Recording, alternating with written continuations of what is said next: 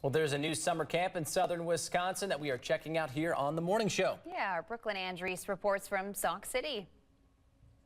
Good morning, Tim and Phoebe. We are joining you on a very exciting day number 2 here at this brand new camp in southern Wisconsin, and I'm joined by a camper. This is Beckett. Good morning to you. Good morning. How are you doing today? Good. Good. All right, so you were a camper here yesterday. Can you kind of walk me through what you and some of the other kids did here today?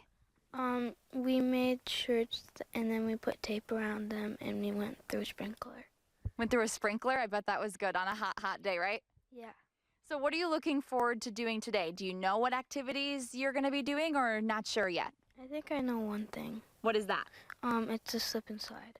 Ooh, a slip and slide. I love all these cool down activities. What was so cool, maybe your favorite part yesterday?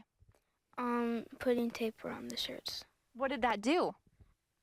Made the shirts stuck on us. Oh, really? Yeah. Awesome.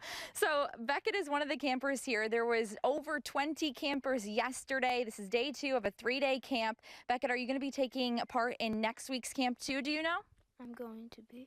Okay, awesome. Well, thank you so much for joining us this morning. I will send it back to you both in the studio. We'll have more details later on this morning about how you and your child can partake in next week's camp as well, so stick with us here. But for now, in Sauk City, Brooklyn Andrews, WMTV 15 News. All right, way to go, Beckett. A slip and slide? Yeah. To be a kid again. Getting out into the woods with that backdrop Wow. was beautiful. Beautiful, yeah.